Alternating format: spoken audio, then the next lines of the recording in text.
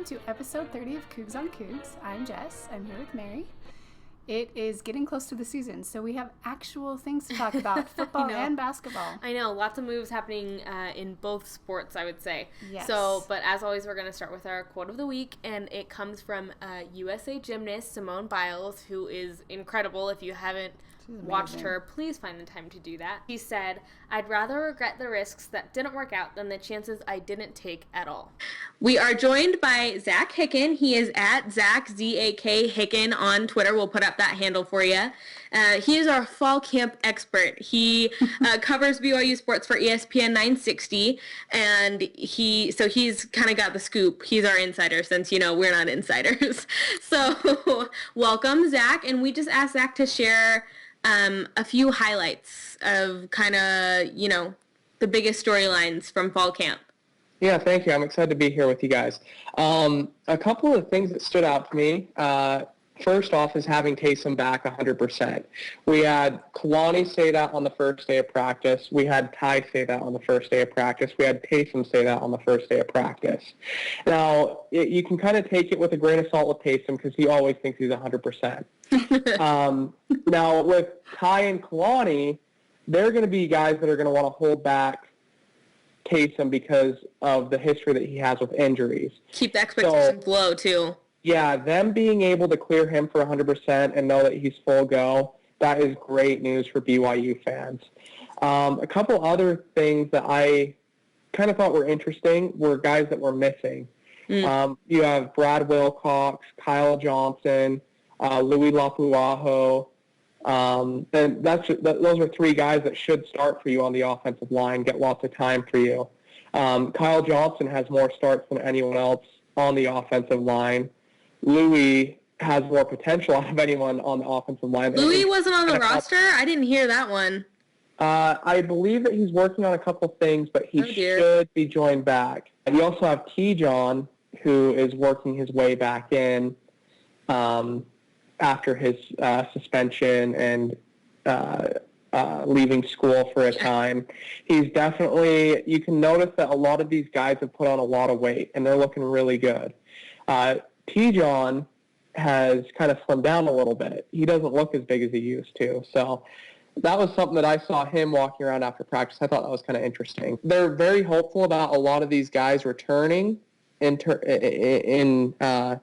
for the Arizona game. They're missing some specialists like Matt Foley. He's dealing with an injury we learned today. Yeah. Corey Edwards, who is supposed to be a big-time kicker out of Hurricane. Or I guess it's Hurricane. It is Hurricane, Zach. I'm from St. George. So out of Hurricane, they expected a lot of things out of him. I know he's dealt with some back issues in the past.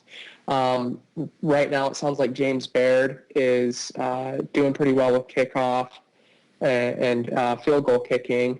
That's cool. We were concerned about that position. Mm-hmm. Yeah, you just don't really have a lot of experience. I mean, we have Johnny Linehan, who's he's trying his foot at it as well. So it'll be interesting to see how the special teams are, just with that field goal. Also noticeably absent, though, from the roster was Sione Takitaki. Did any of the coaches speak to that? They said that Sione is dealing with some stuff, and that was definitely the biggest story out of the first day. It's something that I think BYU was definitely hopeful that he'd be able to be eligible. Yeah. And it's possible that he can work his way back, from what I've heard. We just don't know exactly what it's going to take for him to do that. I think he's definitely a major loss if he's not going to be eligible to play, because I think he's the best pass rusher on the team. Which kind of, his absence kind of spurned about a interesting position change with Harvey Longy going to defensive end. Yeah, we heard that. How's that looking? That's something I'm really optimistic about.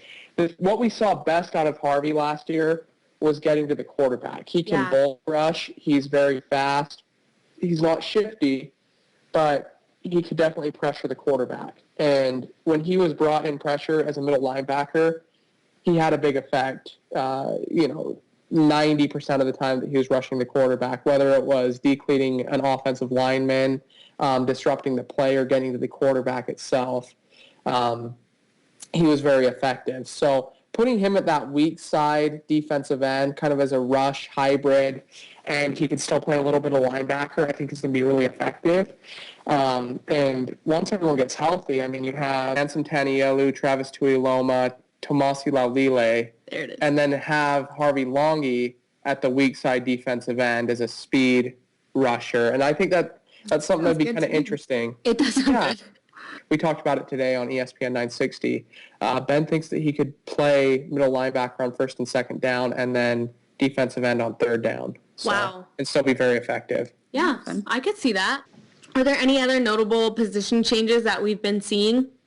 So we have Francis Bernard, who he moved in the spring. Oh, yeah. And that's a move that I think a lot of people are going to be excited about. I think he has more potential at the defensive side of the ball. We don't really know. I'm assuming he's going to be on the weak side, but he could probably move around, play out in space on the strong side. He could even play a little bit of Mike linebacker. So that will definitely be interesting. Akile Davis is a guy that we're getting a lot of good feedback about. So we could see Davis and Davis at the corner spots and Michael and Akile, with Troy Warner and Dion Lake and Michael Shelton even seeing time there as well. So, gosh, our defense has a lot of potential, doesn't it? A lot of potential, but there are a lot of questions for sure, especially with the schematic changes. There's a 4-3 that they're running now. They're playing a lot of man press, which I think that they do have the athletes for. That's why you see Micah Hanneman moving to safety, because he's not necessarily – he's a great athlete, and he had some ups and downs at corner last year as he learned the position. But definitely a lot of potential. He's kind of thrown into the fire there last year, but his potential is definitely at safety. I think that's where he's a better fit. Yeah, and we've heard his name a lot coming out of camp, so it sounds like he's kind of making a good impression at least. Speaking of groups with a lot of question marks, I feel like the receivers, there's a lot of question marks there with a lot of inexperience, a lot of young guys. Nick Kurtz is still some out injury hurt. and so have you seen anybody sort of emerging out of that group? Yeah. You know, I think the guy that I'm highest on is Moroni Lalulu Pututau. Yeah. I think he reminds me a lot of, just with his size, maybe Taron Houck, more athletic. Whoa. Speedier, probably has but he can jump higher.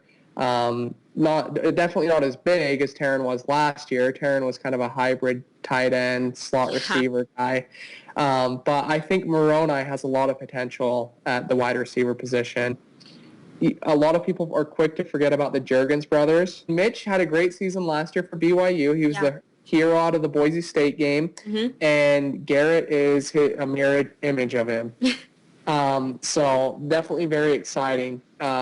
Especially, I think Coach Cahoon could get a lot of potential out of those guys. Another guy that a lot of people forget about is Colby Pearson. People do forget about him. And he's very quiet, but he has had a great couple of seasons. He did great for BYU as a freshman, did great as a sophomore, kind of ran into a bit of an injury bug throughout his career.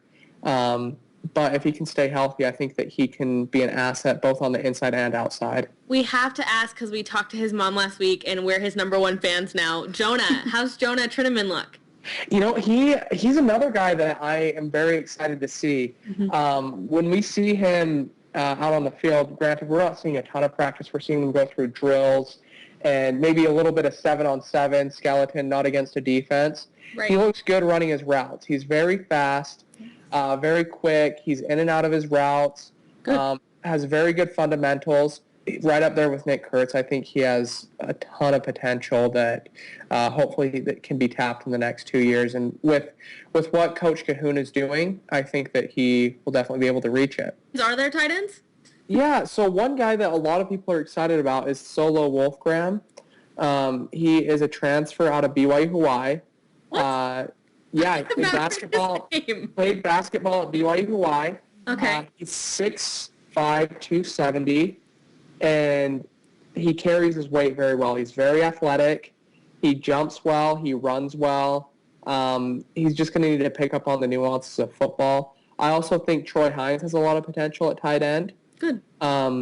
He's a great athlete that maybe they could use as these guys get acclimated to their new positions. They could use some 2 tight end sets with both Solo and Troy going out for passes. Troy might even be able to be used as kind of a hybrid wide receiver tight end in the slot. Nate Sampson is another guy that has some potential. He was the starter out of spring ball. He has a lot of potential. He's looking very good. He looks like he's hit the weights hard this off season. So I want to ask, with the running backs, we hear a lot about Jamal, but who do you see lining up as sort of the second and third guys? It's going to be interesting. I think Squally Canada has kind of defined himself as that number 2 guy. Hopefully he doesn't fumble the ball anymore. Sorry, I had to say it. Yeah, I know that's something that even Jamal said that he had to get after him a couple of times, spring ball, but it sounds like he's been working hard on his ball security, which is definitely good. I think that he's separated himself as that number 2 guy. After that, you have KJ Hall, Trey Dye, who they're both legacy guys who their dads are legends at BYU, and Kalen Hall and James Dye. I think Trey could kind of be more of like an H-back hybrid guy. Scat back, he can run the ball, he can catch the ball, he can line up in the slot receiver position. KJ, he could return some punts in terms of special teams. I haven't seen him lined up to catch passes or anything like that, but I'm sure he's more than well equipped to do that. And then you have Riley Burt, who a lot of people forget about as well, who he's kind of a speed back. So fast. And I think maybe his main role this year could maybe be on kickoff return. And then he'll kind of work his way back into the running back group next year. So it'll be Algie, right? Algie's at fullback, and then you have Algie right? for sure at fullback, who can he's going to get some carries. He's going to be able to blow up some holes for Jamal, catch some passes, be pretty versatile. Thanks again to Zach for joining us. Sounds like there's some really great things coming out of fall camp. We're excited. Moving on now to talk of the town. What are we going to start with, Jess? We are starting with the Olympics because that is in full swing, and we got a picture that Taylor Sander tweeted out from the opening ceremonies of him and Jared Ward, who's also at the Olympics. Cougar alum. Yep, so Taylor Sander already played with men's volleyball. They got swept by Canada, but they have a chance to bounce back today against Italy, so good luck to him there. And then Jared Ward will not run in the marathon until about the end of the Olympics. Yeah, a few more weeks. We'll remind you. Right. Next order of business, and this is a very important one for the fans. We have a new Nike section that is up and running. We showed you a picture, I think it was from Adam Parker too, when it was just complete destruction and there was nothing there, but Nike came and set up their shop, and from what we've heard, there's some great selections. I don't think either of us have gotten to go over and check it out yet, but I'm trying not to. We can assure you that we will soon. Yeah, good luck with that. I'll be over there within a week. The other cool thing that happened on campus is that the position rooms got a facelift. Yeah, so, this is crazy. Yeah, I love the navy and the royal. Do you? It's like very controversial. Cool. I think it looks good there. I don't so much love it on the clothes, but the Polynesian print too that they have going in the defensive team room, there's some cool things happening. So yeah, I like it. Getting some, look good, play good kind of things. Okay, we move from happy news to really sad news. Bronson Kafusi broke his ankle. So he was already struggling with some back problems, but playing through them. But it sounds like he's broken his ankle, and he will likely be out for the season, the Ravens tweeted and Coach Harbaugh said. So we are really bummed to hear that and hope that he heals up as quickly as possible and that we can see him playing. Yeah, it's a huge bummer. So. This was funny, though. This is from Peyton Dastrup, tweeted out, "This donut resembles perfectly what I want to do after conditioning. #fall apart." I still think this is so funny whenever I see it. Poor Peyton. I can't imagine how hard it would be to get back into shape after your mission. And shout out to Peyton for being #relatable. You'll get there, Peyton. #real talk right you there. You got some time, buddy. Hang in there. Sticking with some of our basketball friends, Kyle Collinsworth and his wife Shay and Chase Fisher and his fiance Kristen went to the Bahamas together. Thanks for the invite, guys. What the? I love that they're best friends. I know. 2 little dragons and their wives. I know. So yeah, they went on a couple's retreat, and Also, here's Chase- a cute picture of Kyle. Chase is and tweeting Shay. again now, so that's Chase made is my back life a on lot Twitter. better. Yes. It's been great the last Absolutely. few weeks. So again with the wedding Here's our news, little wedding segment. All Yes. of this, yeah. Always. So this is TJ Haws and his fiancée Lauren, and they are getting married September 22nd. And so we have some cute pictures of them. Yep, taken from Abigail Keenan, who also took She's the best. I love her Eric's pictures. bridal. She's incredible, and she takes some for BYU too, right? So Yeah, I've seen she's some just of those, an extraordinary talented. photographer. So here's a picture she took of Eric and his fiancée Gabby, and it's adorable. And their wedding is coming up September 3rd, so September is going to be a busy month for, our Cougs on Cougs wedding coverage. Lastly, we wanted to share the results from our poll that we ran. About Taysom Hill and which Hogwarts house he would be in. Not surprised by this at all. Most of you said Gryffindor. We knew you would. Yeah, we kind of talked about he might be a different house on the field than he is off. Yeah.